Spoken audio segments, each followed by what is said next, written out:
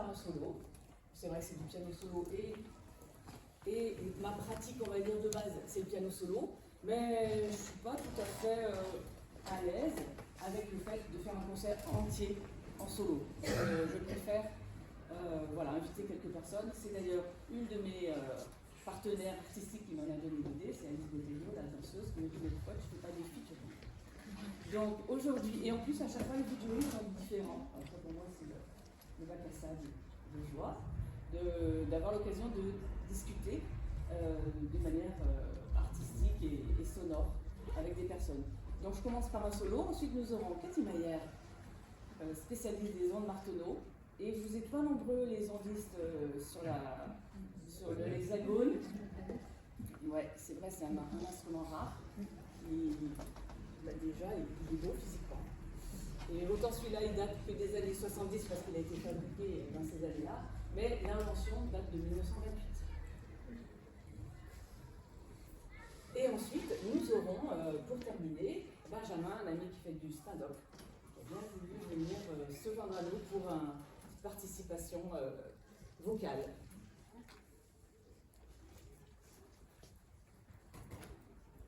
Je laisse ouvert un tout petit peu. Ouais, voilà. Je compte sur toi, Yo. Ça nous fera assez.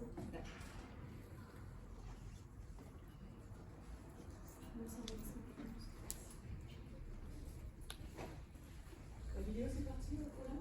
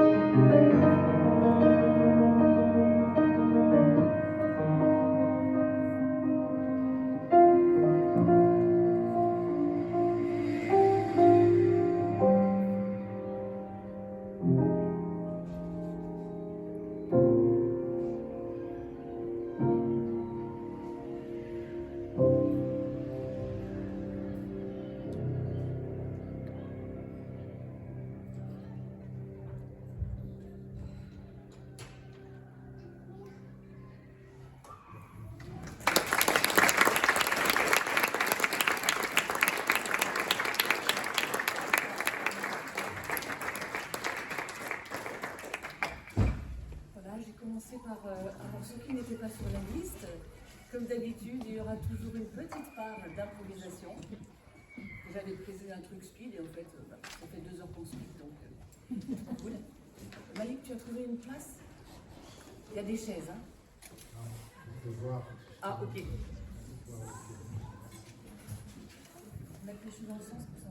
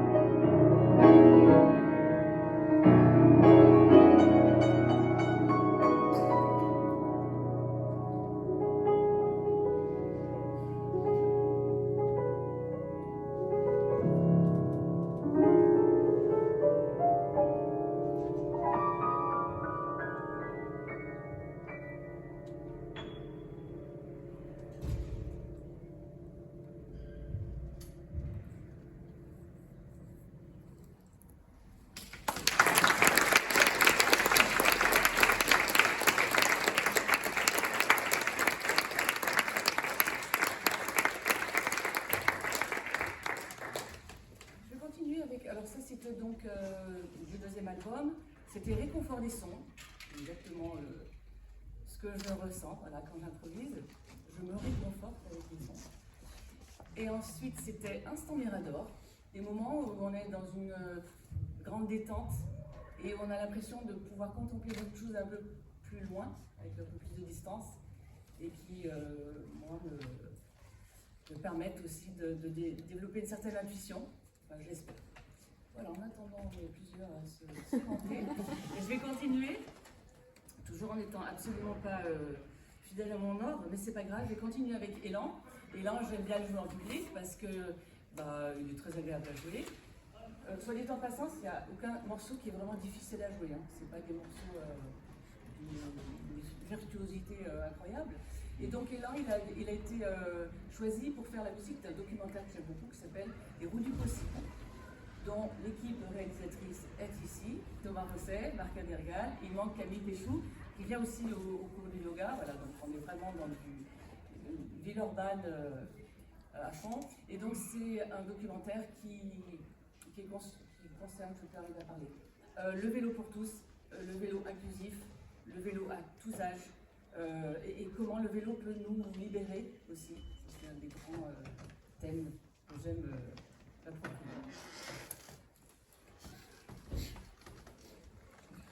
Du coup, vous pourrez aller le voir, peut-être, les roues du possible.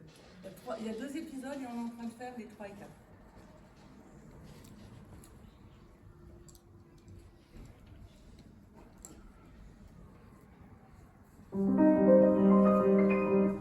Excusez-moi.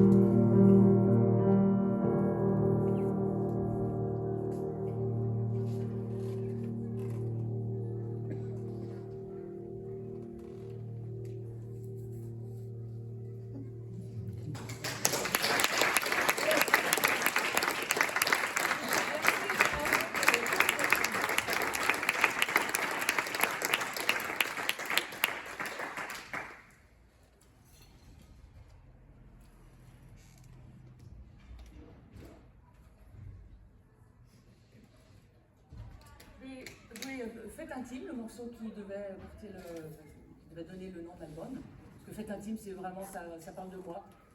Composer, improviser, c'est la fête à l'intérieur. Et voilà, c'est quelque chose d'intime qu'on a envie de partager, mais pas trop non plus. Mais voilà, c'est vrai que les sons, et c'est pour ça que je dis que le piano, il semble accessible à beaucoup de gens. C'est que tout est là, quoi. Quelques petites pédales, super jolies.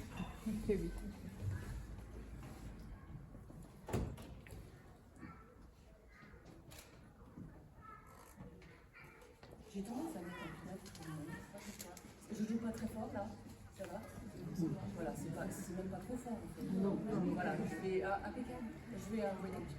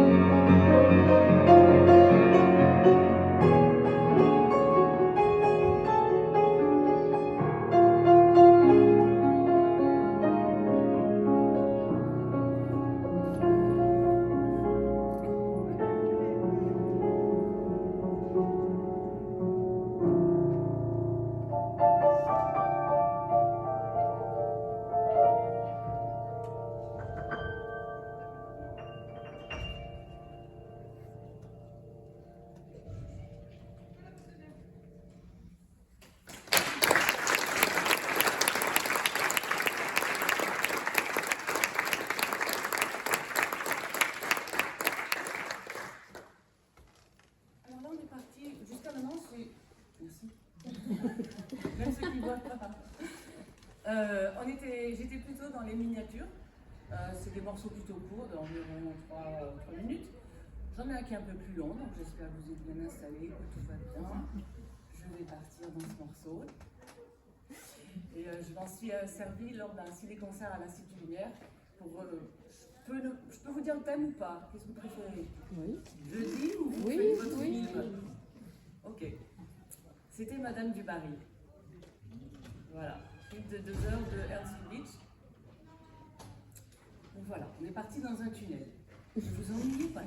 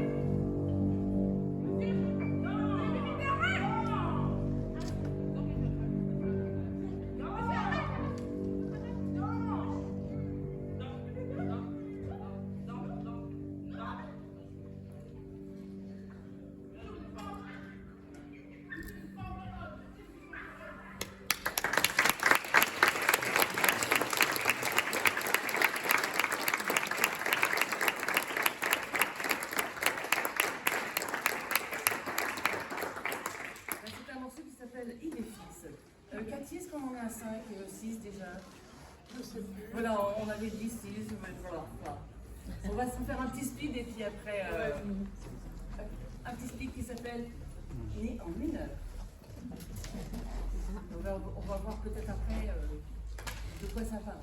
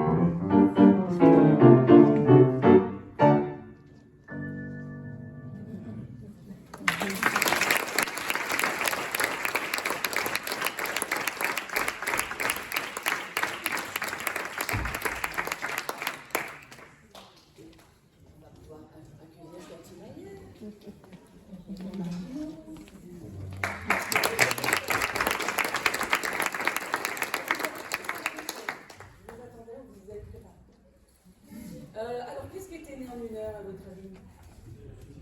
Comment? Le petit morceau, ça, pour les petits forts. Si seulement ça pouvait être en une heure.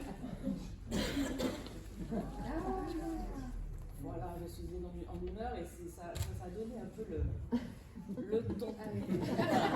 Je n'ai pas entendu, Paul. C'est moi qui suis née en une heure. Voilà, mon père est descendu fumer une cigarette et deux peut-être quand même. Et alors, enfin, c'est ok. Mais c'est vrai que ça aide à se comprendre et savoir comment on est né, en fait, parce qu'en fait, il y a plein de choses. On a déjà notre ADN, notre personnalité qui est un peu déjà là. Sans parler des pieds. Et donc, ce morceau plaisir, mais aussi c'est parce qu'il est sur le premier album. Donc si vous voulez l'entendre, il faudra acheter les deux, quoi. C'est ça. Alors, Cathy Maillère, donc, on a une belle expérience dans les années 2000. Oui. Ouais. On était déjà collègues au conservatoire, et on s'appréciait bien. Et Cathy improvisait à la flûte, elle est flûtiste.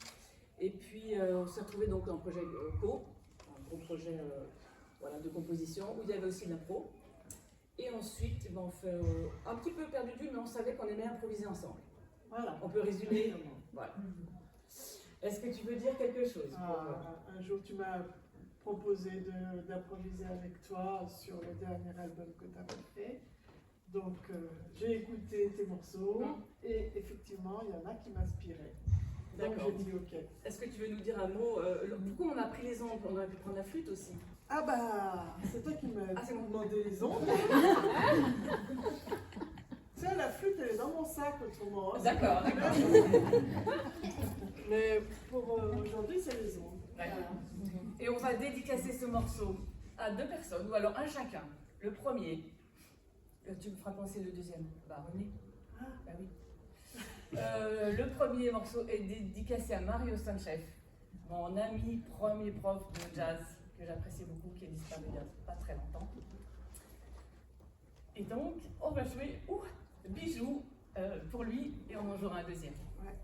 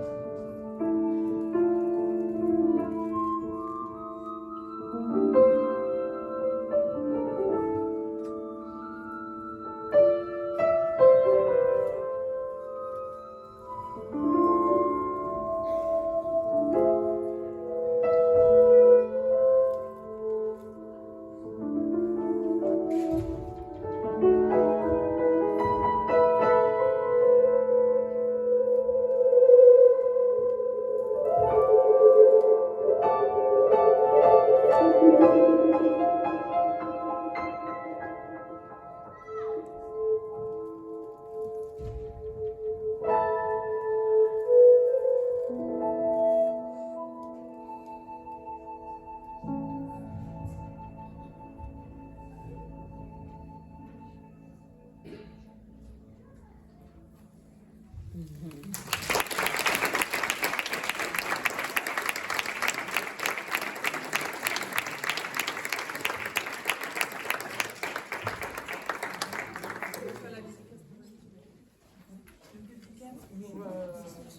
prof,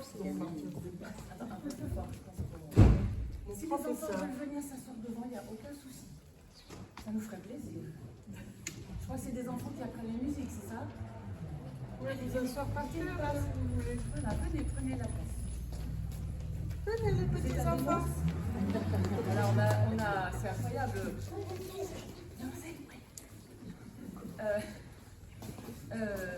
Voilà, Demos, donc c'est une initiative extrêmement inclusive sur les instruments classiques, qui vient de la Philharmonie de Paris, qui propose des cours de musique avec des moyens très conséquents dans des quartiers loin des conservatoires, on va dire, pour résumer de manière consensuelle.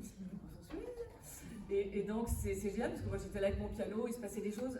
Maintenant en plus il y a Demos, je pense que c'est vraiment un très très bon signal pour le centre social. Je redonne la parole à Cathy Maillard. Oui, donc on parlait des ondes Martenot, et donc ce morceau, on va le dédier à mon professeur d'ondes Martenot, qui était M. Clément et qui a été directeur du conservatoire pendant un certain nombre d'années. Donc c'est sous son règne que nous nous sommes connus. C'est quelqu'un de très important. Ouais. Il devait être là. Il aurait dû, Voilà. mais il Bon, ne peut pas il venir. ne peut pas. Donc par contre, on lui enverra Voilà. un max d'audio. Ce qu'il nous a demandé, voilà, il voulait entendre. Ouais. De l'enregistrement. Ouais.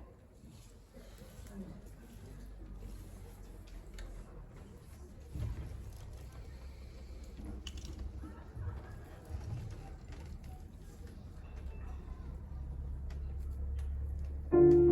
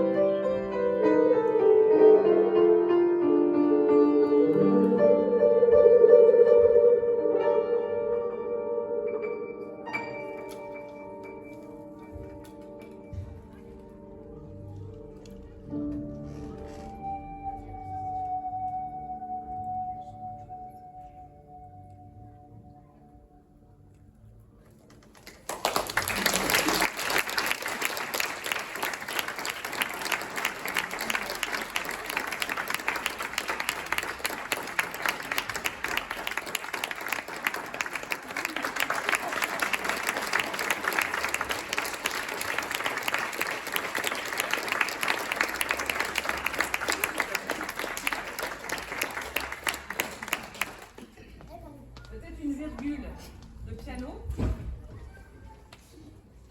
pour se diriger. Ah ouais, mais on est on time et tout, mais c'est cool. Voilà, tout va bien. Super. Ça fait voyager les gens. Ah oui.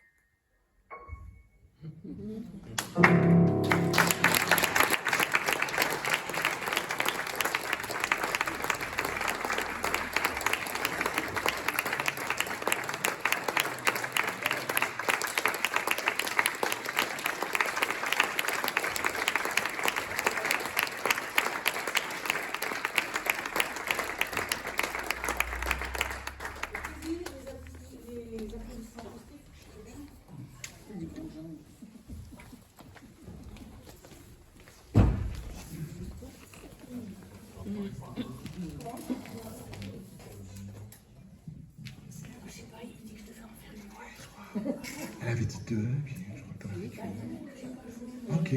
Voilà, peut-être sur un but, c'est de l'impro. C'est de l'impro. Voilà, On fait tout en impro. Ah, c'était 7 en moins 1, mais on est dans les temps. Là, ça va.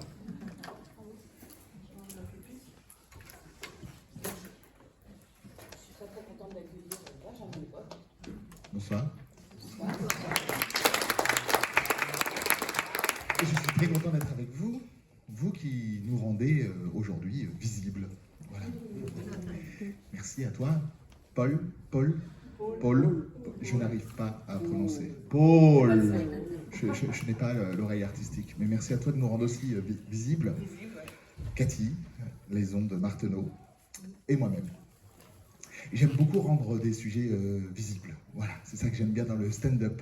Et je me suis intéressé à un sujet très particulier récemment. C'est les droits de la femme. Alors je sais, messieurs, vous me regardez, vous dites, tu veux parler des droits de la femme fais gaffe. Fais gaffe. Parce que je suis un homme, visiblement.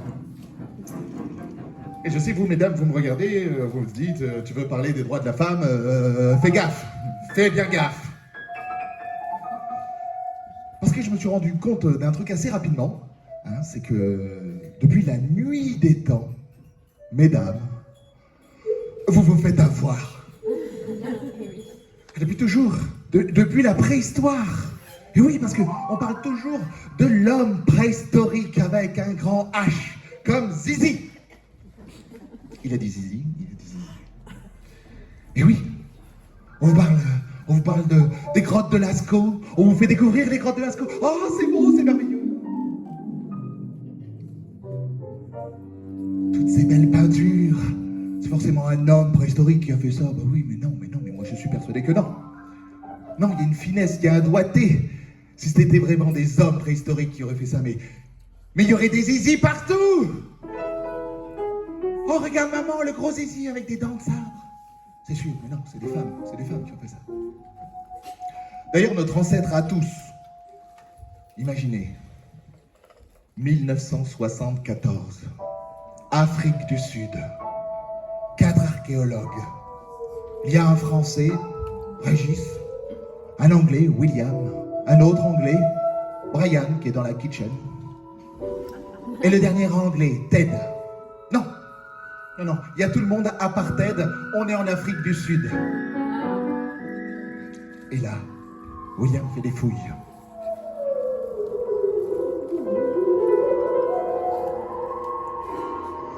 Oh mon Dieu. Oh mon Dieu, mais Brian, sors de la kitchen, regarde ce que je viens de découvrir. Je viens de découvrir le premier hominidé au monde. Il doit bien dater de 3,8 millions d'années, oui, c'est ça. C'est énorme. Je vais l'appeler Lucien. Ben non, excuse-moi, William, tu te cours. Ça, c'est pas le zizi, ça, c'est un caillou. Mais alors, le premier hominidé au monde est une femme. C'est une femme? Mais c'est une femme! Mais oui! Mais alors, on va l'appeler Lucie. Mais c'est pas fini. Oh non, Cathy. À chaque découverte, faut que ce soit un homme. Vous connaissez l'homme de Menton? Non. Une découverte au 19e siècle par 2 Italiens. Imaginons Poltron et Sofa, qui sont là, à la frontière franco-italienne. Poltron, viens voir ce que je viens de découvrir. C'est énorme. Regarde, je viens de découvrir une sépulture qui doit dater de 24 000 ans. Regarde, c'est un fier guerrier. C'est un homme, un macho. Il est là, il a son épée, il a sa lance, il a sa couronne, c'est sûr, c'est un homme. Je vais l'appeler l'homme de Menton. Et on a découvert, un siècle après, que l'homme de Menton, c'était une femme. Bah, c'est pas grave, on l'appellera l'homme de Menton, mais de sexe féminin. Et voilà, c'est tout. Alors c'est pas fini. Hein. Après, vous avez eu l'Antiquité, vous avez eu l'Égypte ancienne avec Cléopâtre. Mais qu'est-ce qu'on dit de Cléopâtre? Cléopâtre, on dit d'elle qu'elle avait un joli nez et qu'elle couchait avec Jules César. Mais non, Cléopâtre, c'est plus que ça. Cléopâtre, c'était la dernière pharaone, celle qui, justement, s'est opposée à 2 empereurs pour garder son trône. Elle n'a pas hésité à faire tuer son petit frère de 9 ans. Elle est décédée, Pierre. Parce qu'à la même époque, il y a la Grèce antique et l'invention de la démocratie. Mais pas pour vous, mesdames. Non, non, non, non. Ça viendra bien après, bien après.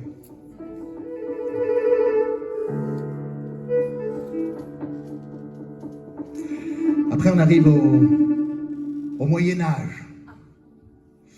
Ouais, vous allez dire, le Moyen-Âge, pour nous, mesdames, c'est le Moyen-Âge. Ouais. Mais pas au début, non. Ah non, pas au début. Au début, on trouve des femmes dans tous les métiers.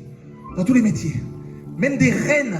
On a même des reines en France. On a des reines qui s'appellent Vultrade, Radégonde, Frénégonde. Bon, des prénoms moches, mais des reines, des reines. Et on trouve des femmes dans tous les métiers. Même des musiciennes. Hein. Mais pas chez les clercs. Les clercs, c'est ceux qui savent lire et écrire. Qui, au bout d'un moment, les clercs, voyant toutes ces reines, en ont un peu marre. Alors, ils sont allés chercher un vieux grimoire.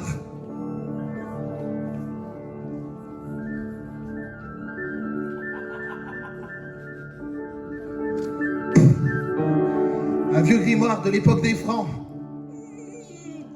C'était avant l'euro, les enfants. Et là, ils ont déterré une vieille loi. Une vieille loi. Une loi phallique. Non, pas phallique. Une loi sadique. Non, pas sadique. Une loi sadique. Qui te dit comme ça. Une femme ne peut pas hériter du trône. Bonne histoire. Ouais, c'est fini pour vous. Il faut attendre la Renaissance. Oui, oui, la Renaissance. Oh oui, la Renaissance arrive. Mais pour les hommes, bah oui. Bah, pas pour vous. Non, non, à l'époque de la Renaissance, on a la création de l'Académie française. Académie française qui décide une règle bien utile. Si, qui m'a beaucoup aidé. Si, cette règle c'est... le masculin l'emporte sur le féminin. C'est beaucoup plus simple pour moi après. Faut savoir que l'Académie française invente des dictionnaires, enfin crée des dictionnaires. Tous les 50 ans. Et là, dans le dernier dictionnaire, il y a des nouveaux mots, comme le mot... C'est bon, ils sont occupés. Fellation. C'est dans le dictionnaire. Hein.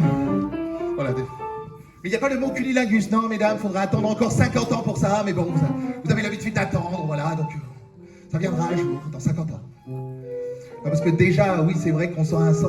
On a envie de révolte. On a envie de révolte avec tout ça, mesdames. On a envie de révolte. On a envie de révolution. Et ça tombe bien parce qu'arrive la Révolution française. La Déclaration des droits de l'homme et de la femme.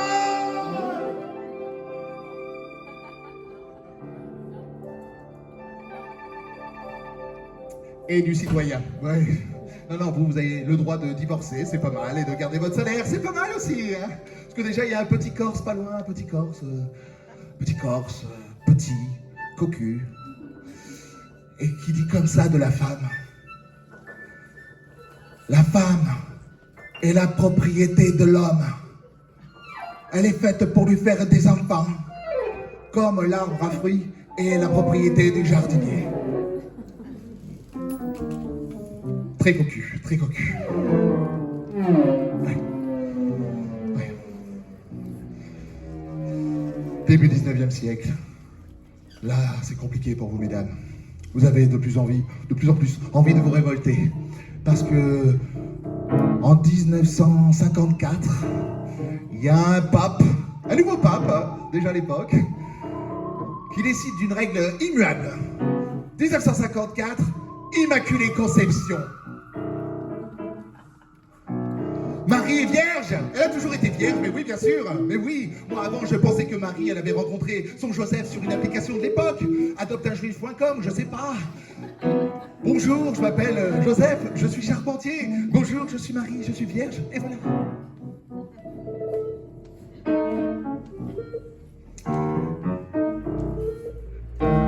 Connaissez-vous Julie Victoire Daubier? Non. 1861. Première femme qui passe son bac. Alors les hommes n'avaient même pas pensé qu'une femme puisse s'inscrire au baccalauréat. C'était même pas prévu. Julie, elle est arrivée comme ça en disant bonjour, je veux passer le bac.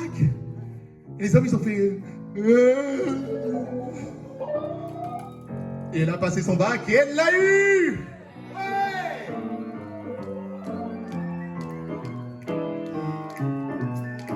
Bon, elle l'a eu au rattrapage. Elle l'a eu. Moi, 1848, c'est une date que j'aime beaucoup parce que c'est la date de naissance de Hubertine Auclair. Ah ouais, tout le monde le sait. 1848, 1914, Hubertine Auclair. C'est une petite gatte, on dit gatte, dans l'Allier, parce qu'elle est née dans l'Allier, je viens de l'Allier. Et Hubertine Auclair, c'est la première féministe de France. Hubertine Auclair, elle a inventé des concepts très clairs, très simples. À travail égal, salaire égal.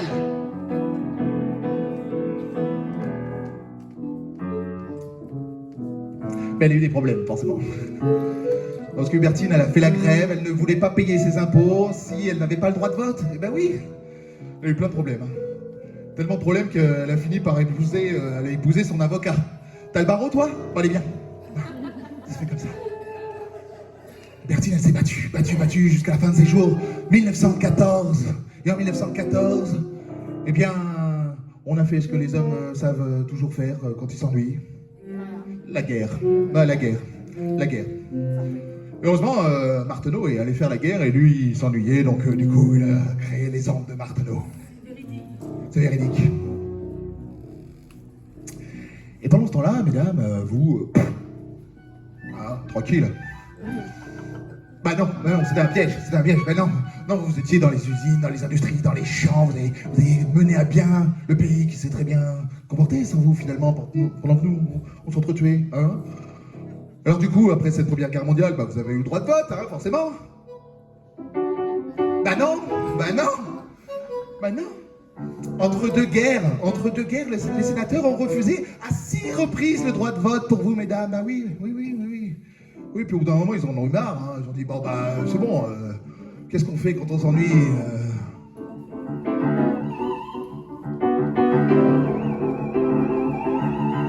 Bon, on va faire la guerre, tiens, voilà.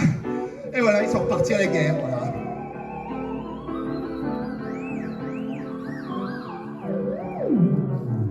Mais après cette seconde guerre mondiale, là, enfin, vous avez eu le droit de vote. Ouais.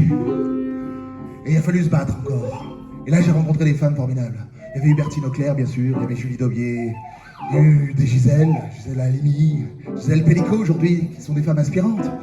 Simone Veil qui s'est battue pour l'IVG. Et aujourd'hui, l'IVG est inscrit dans la Constitution française. Et moi qui viens de l'Allier, j'étais très fier d'avoir un sénateur comme ça qui s'est battu, Claude Malhuret, qui a fait un magnifique discours au Sénat pour défendre l'inscription de l'IVG comme ça au Sénat. Moi j'étais fier parce qu'il venait de chez moi. Après je me disais, il est d'Auvergne, Claude. Il est vieux, c'est un sénateur, Claude. Ça se trouve, il n'a pas compris IVG. Ça se trouve, Claude, il a compris TGV. Il dit oui, on veut un TGV. Il nous faut un TGV en Auvergne, on a besoin d'un TGV. Claude, IVG, non, TGV, on veut un TGV, il nous faut un TGV. Oh, il a fait un super discours, Claude, c'était bon. aujourd'hui, il faut encore se battre, encore plus, encore plus. Il faut se déconstruire, parce que moi, je me sens pas moins homme maintenant que je me suis déconstruit. Moi, j'ai une mère, j'ai une femme, j'ai des enfants, 2 enfants. J'ai 2 enfants, j'ai un garçon, j'ai une fille. Et là, je fais le beau devant vous, mais ma fille qui est adolescente, j'ai envie qu'elle reste dans sa chambre, qu'elle soit à l'abri, protégée. Alors que mon fils, j'ai envie qu'il se tape tout le Rhône-Alpes-Auvergne. Alors le combat continue, mesdames. Il y a encore du chemin à faire, oui, mesdames. Mais grâce à Cathy, grâce à toi, Paul, on va s'en sortir. Merci à vous, mesdames et messieurs. C'était Benjamin Lecoq. Merci.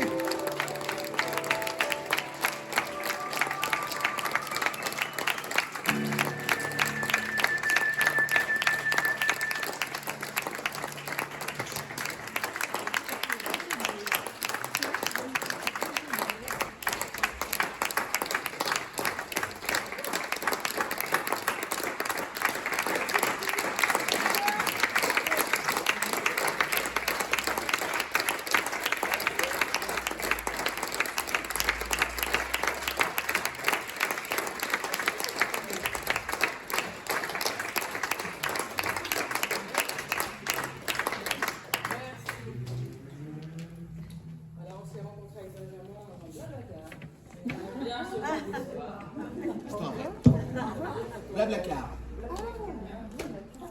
C'était il n'y a pas très longtemps, il y a 3 mois. Et des voyages plus ou moins longs. Hein. Voilà, donc on peut continuer ensemble si vous avez un petit moment. Donc il y a Alio peut-être qui va prendre la parole et ensuite Gérard. Voilà. Avec vous un petit peu. Bonsoir à tous. Bonsoir. Merci d'être là parmi nous. Je m'appelle Ayoko, je fais partie de l'équipe de Co et notamment sur la partie promotion et vente. Je voulais vous dire quelques mots, déjà vous remercier d'être là parce que soutenir un artiste, c'est participer à ses concerts. Avoir la chance de découvrir un instrument que je n'ai pas vu de près, la maison de Martenot et son histoire grâce à Benjamin. C'est aussi aujourd'hui de la suivre sur les réseaux sociaux, de s'abonner à sa chaîne YouTube, à sa chaîne Spotify, d'écouter, de diffuser, de partager et aussi de la soutenir financièrement en achetant son album, ce qui équivaut à des choux à la crème pignole, c'est ça? Plutôt Haribo. Mais il faut quand même avoir des enceintes de cette taille. Les enceintes d'aujourd'hui, non, très bien. Sur la gauche,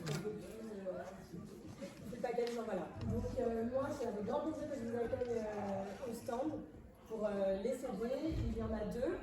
Il y a Visible qui est donc l'album qu'elle vient de sortir et il y a C'est le moment qui est son premier album puisqu'il est après lui. Voilà. Merci à vous. Et ouais, je me permets aussi de dire, parce que c'est quand même important avec les plateformes, nous les artistes, on a dit au revoir. À quoi? À nos droits. Voilà. On nous a. Voilà. Avec ça, vous me donnez une chance de retrouver un petit peu une forme d'échange entre vous et moi. Mais je dis ça surtout pour savoir que sur les plateformes, voilà, les droits d'auteur, c'est terminé. C'est des 0,00.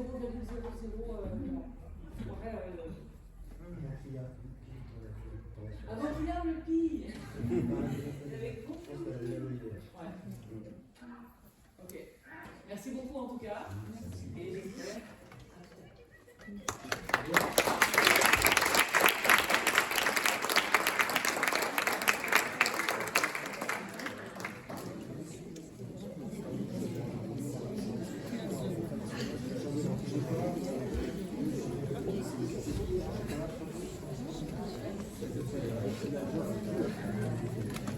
Cet instrument incroyable. J'ai filmé le site parce que je sais pas si tu ça va, ouais, bien revenu. Le champagne, je vais bien filmer cette affaire.